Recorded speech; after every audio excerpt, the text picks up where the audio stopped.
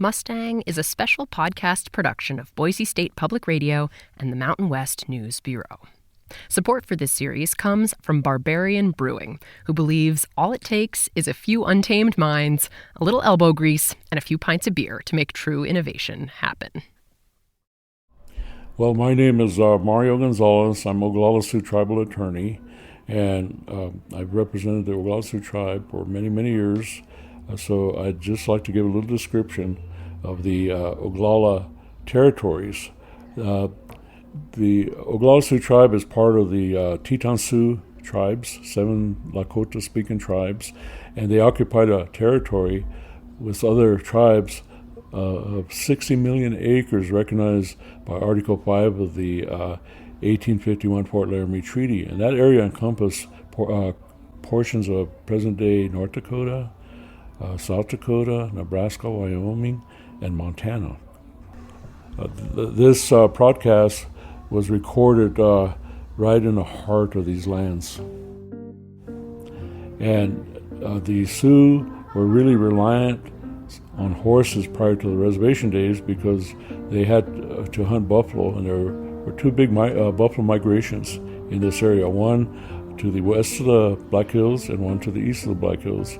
So horses meant survival of the people because their primary reliance was on the buffalo and other game. So then they also had to have horses to protect the tribe from enemy tribes as well as the United States government. So the horse was extremely important, in the pre-reservation days. And even today, we have a lot of people that still rely on horses to ranch on our reservations and do other, go to rodeos. And so the horse is really important in the pre-reservation life of the people as well as present-day reservation life.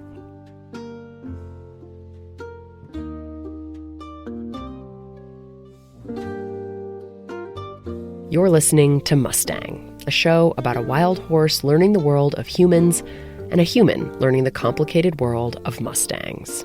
I'm Ashley Ahern, and this is our final episode.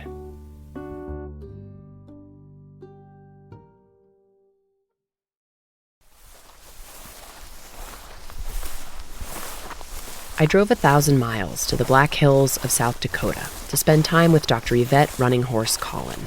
She's the Lakota scientist you heard from last episode. She studies the history of the horse in North America, and she's the executive director of the Global Institute for Traditional Sciences. Together, we climbed up the rocky hill behind her house and found a quiet, shady spot to sit beneath the oak and pine trees. What about that shelf? Yeah, that looks great. I feel like a couple kids in a tree fort up here. It's great. Before we started our interview, she took out an abalone shell, a bundle of sage, and a lighter. Is it okay if I record this? Yeah. So, anytime we speak about the sacred or we want a blessing for the work that we're about to do, then we make a prayer and we light our sage. So for us, Shungwakan, the Horse Nation, are sacred, and so I will begin properly.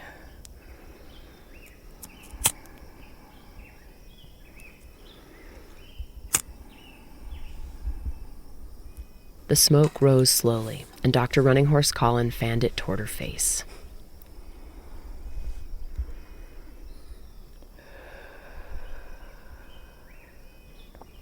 And I will give my traditional introduction that's appropriate for our topic today.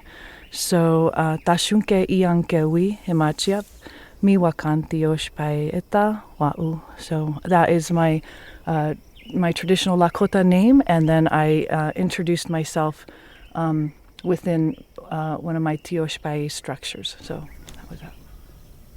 I had come so far to spend time with this woman because after all the interviews I've done for this series, I knew I still had so much to learn about the horse, its deep history here in North America, but also its future. How do we find a better way to live with wild horses in the West? I didn't know what kinds of answers Dr. Running Horse Collin might have for me, but I knew I needed to be here, on her ancestral lands to just listen. She'd invited me to visit around the time of the Sundance Ceremony, which is something very few outsiders are allowed to witness. The Sundance is one of our most important ceremonies. It's incredibly intricate and precise and involved, but basically it's a ceremony of renewal. And it's something that occurs during a certain period of the year, certain season. And for our family, it ends on the summer solstice every year. And so we are about to start that today. So it's about renewal. Renewal and rebalance and regeneration. It feels like a really beautiful time for me to be parachuting into your life. Yeah, it's for this topic in particular. For this topic in particular, because our life together as Native people, together with the horse, at least for the Lakota, that union is foundational for rebalance to happen, and that's something that the world needs now. Sometimes I say more than ever, but the truth is, Indigenous peoples have been around for so long, and we've been through these types of major change. Our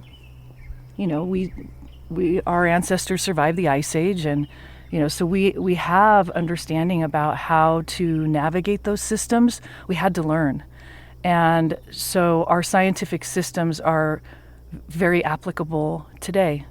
You can look around and you see species extinction happening, major changes, very quick evolutionary processes within our lifetime. We're able to see birds shifting. I mean, scientists are noticing these things, and we've been through this before. Yeah. Do you see yourself as a guide then now? No, I actually see myself more as an extension of the work and prayers that our ancestors have already done. It's a continuum for us. So I'm able to do what I do the way I do it because of the love and dedication and faith and prayers of my ancestors, and I'm here because of them. Dr. Running Horse Collin did her postdoctoral work as a Marie Curie Fellow at the Center for Anthropobiology and Genomics in Toulouse, France. She recently co-authored a groundbreaking paper in the journal Science about ancient horse genetics in North America. But she's never lost touch with where she came from. She's steeped in the indigenous knowledge, the science of her people. And she doesn't use that term science lightly. We had scientific systems that are completely based on sustainability, interestingly enough, completely based on that. And we implemented those and developed them and added to them and kept them in place. So rather than just blindly sort of following buffalo and running them off cliffs or, whatever they think that we were doing, we were caretaking, we were hybridizing, we moved around in smaller bands. Why? Because if you have a great number of people that are living in one geographic place for too long, it upsets the balance. So we moved out of total respect before the water got dirty, before the environment got soiled, before the life forms were affected too much where they couldn't be safe there anymore. And it's a lot of attention and care that went into living like that, a lot of awareness. So as Lakota before colonization, we understood we were an integral part of keeping the balance between all life forms. We had a job to do, and we were very serious about it. So what happens when you take a people like that and you put them into a smaller area and prevent them from moving around, from hunting in a balanced fashion, from gathering their plants, gathering their medicines? They didn't just hurt us by hurting us and corralling us, really, they've helped to make sure that the land gets sick and the life forms are not taken care of. And that's something that the federal government and the policies in the United States have done. And they've done that to us, and they've done that to the horses. It's the same. And then they put you in a small space like that, and they lock you up, and then they said, now be what you are. Now heal yourself. Now why are you like that? And they don't want to turn around and look at, you did this to us. You did this. We didn't do this to ourselves. And the horses didn't do that to themselves.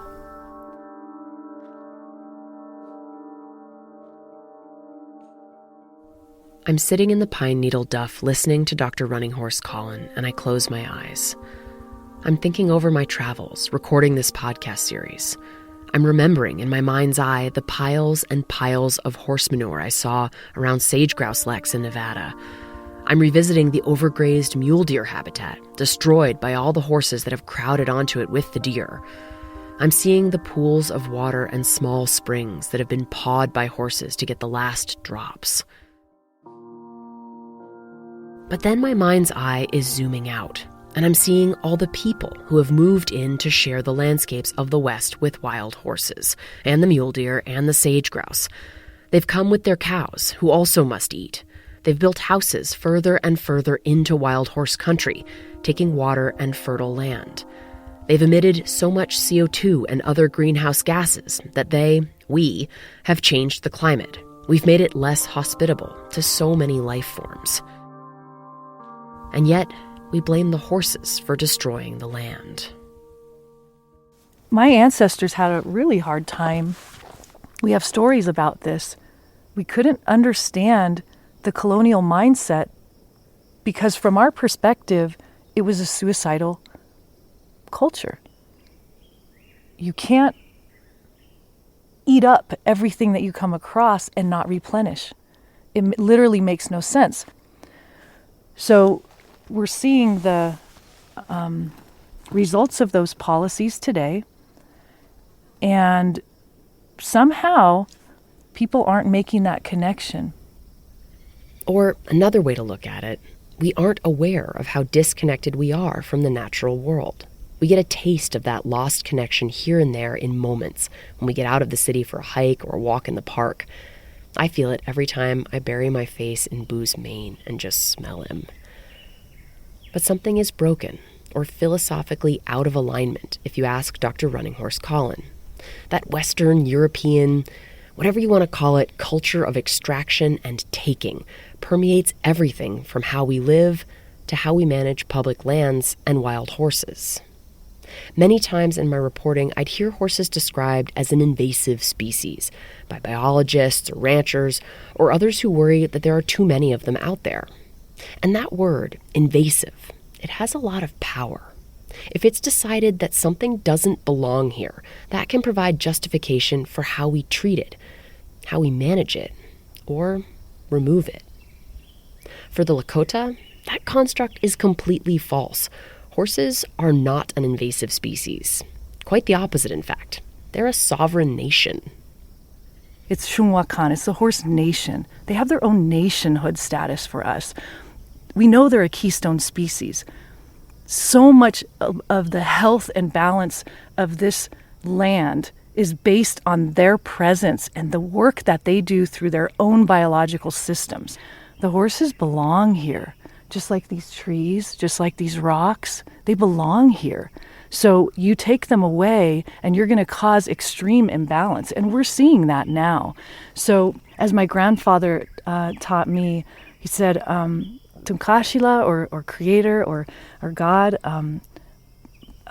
put Shungwakan, put the horse nation here with us. And then from there, he gifted it to the world. And we respect that. You know, we honor that. That means the world needed what Shungwakan could bring for balancing purposes. We don't question that. But to create a narrative that says they don't belong here, it's similar to what they have done to us, right? We're from here. This is our home. We've been here for tens of thousands of years. Horses for the Lakota weren't just another animal to carry their belongings or provide transportation for hunting or trade or war, as Europeans have long viewed them. They were put here to show us humans how to be good, how to stay connected with one another and the land. We didn't have fences, we didn't have corrals. Imagine that. You just had to be that good that the horse, with its own family structure, would want to engage with you. And we put great effort into developing ourselves in that way. And you'll hear us say this a lot. It's my hope that I'm a good relative, or I strive to be a good relative. That's an example, right? In being close with the horse nation, we had to be good relatives. And I think that's one of the most beautiful things about our culture, is that matters to us. It matters to us that we're a good relative. And that means you understand inherently that these life forms are a part of you and you're a part of them.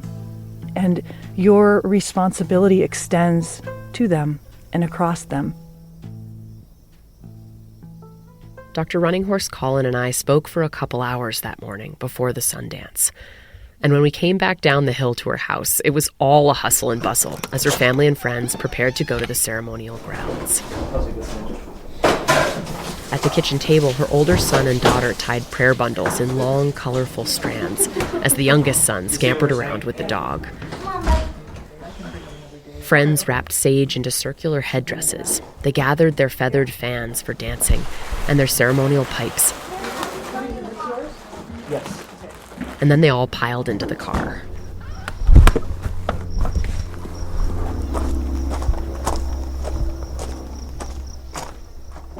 I'll get out of your way. I'm going to back out. Okay, sounds good.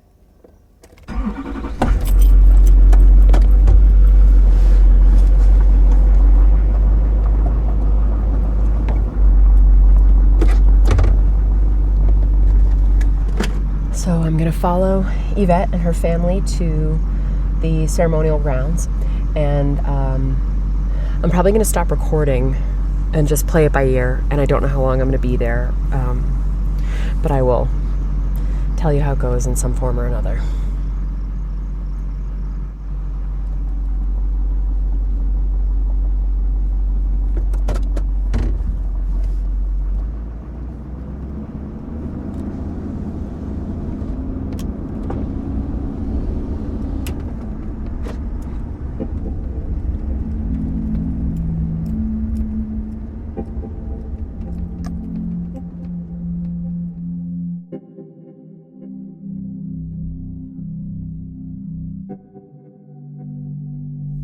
I didn't record anything at the Sundance ceremony.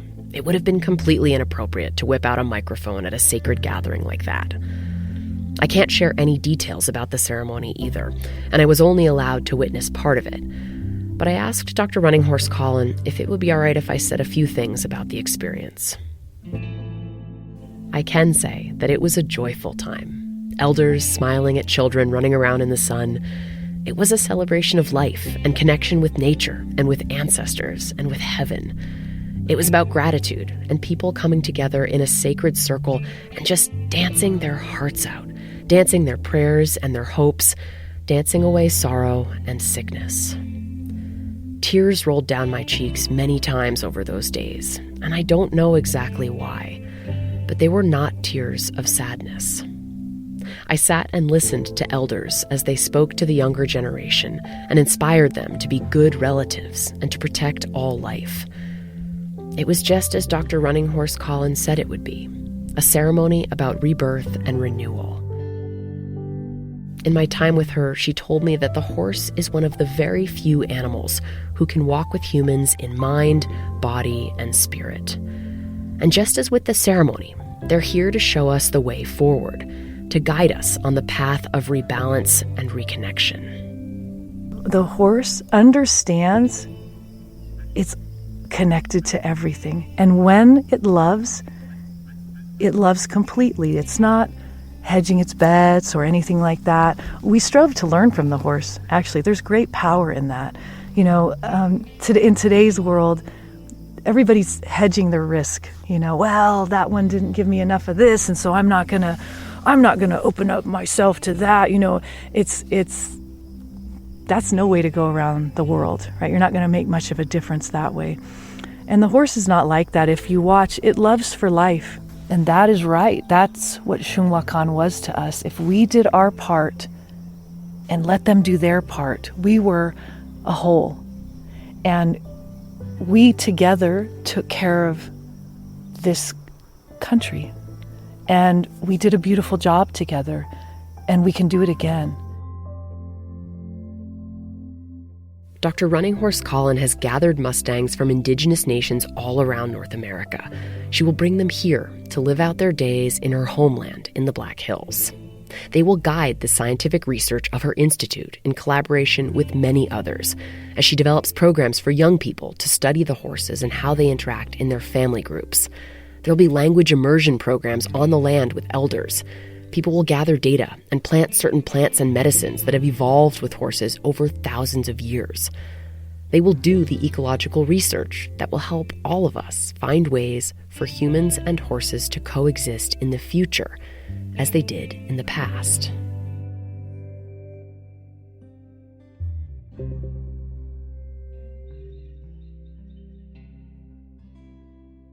Tell me what you hope your horses can teach the world. About life, about how connected we actually are, about the importance of being present, about the importance of being real, to help us to understand Mitakuyo Yasin, that we're all related, and that we're all a continuum. We have a teaching that is when you understand every day that you're a representative of your ancestors. Their essence is a part of you and it's in you, and every day you can be your best representative for them. And that's what these horses are, and that's what you are, and that's what I am. And if we can understand that concept in on as many levels as possible, it's a different world. We can't be convinced so easily that we're isolated and that our lives don't matter and that we somehow don't have a place.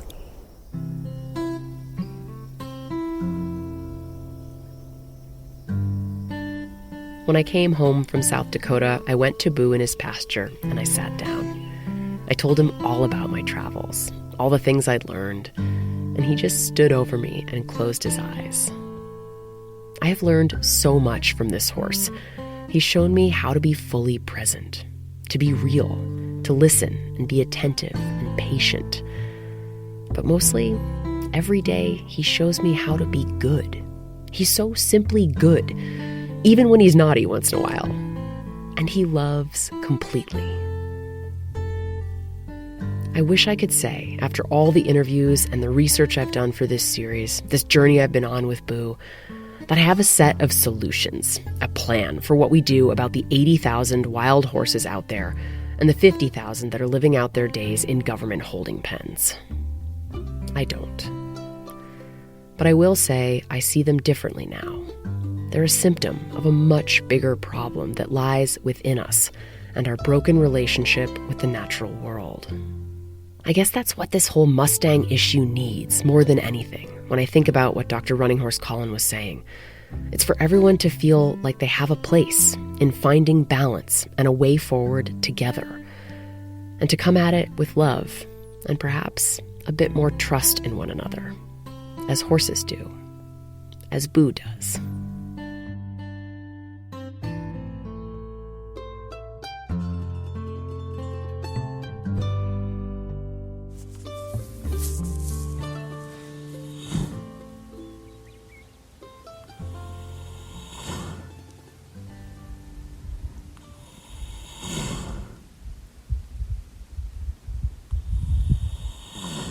That's the sound of a sleeping baby Mustang who is snoozing quietly with his head in my lap in the middle of his pasture.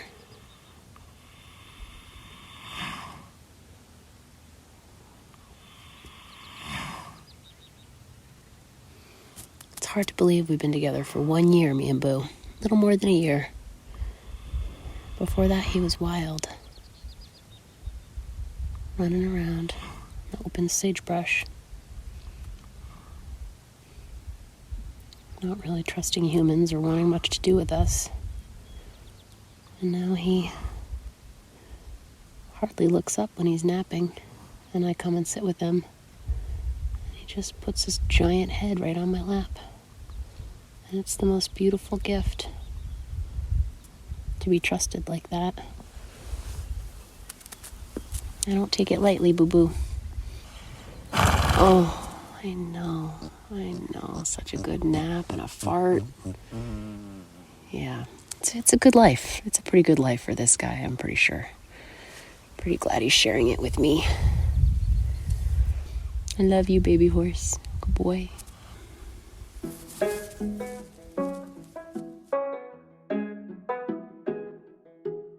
Mustang was written and edited where I live, on the ancestral lands of the Methow people. For millennia, they inhabited the valleys and mountains surrounding the Methow River, which flows from the Cascade Mountains of Washington into the Columbia River. The Methow people do not have their own reservation. They were forced onto the nearby Colville Reservation in the 1880s. But there are some who still live in the Methow Valley today and are working to restore salmon habitat and preserve cultural traditions. This series was edited and sound designed by Liza Yeager. Thank you to Christine Trudeau for additional editing support. Katie Michael did the art for the series, and she also did the illustrations for the children's book that we made together to accompany this podcast. You can get your copy at thelittleblackmustang.com. Special thanks to Tom Michael and Lacey Daly at Boise State Public Radio for getting this podcast out into the world. And my sincere gratitude to the Roundhouse Foundation, who provided key support for both this series as well as the children's book. We couldn't have done it without them. I'm Ashley Ahern. Thanks so much for listening.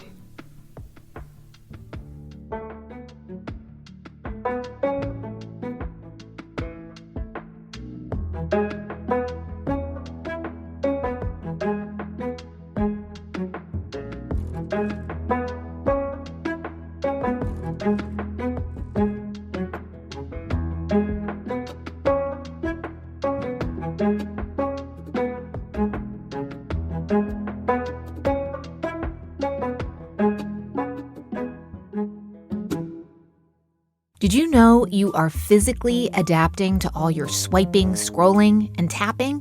We're changing our bodies and what they're able to do through our habits. NPR's Body Electric, a special interactive series investigating how to fix the relationship between our tech and our health. Listen in the TED Radio Hour feed wherever you get your podcasts.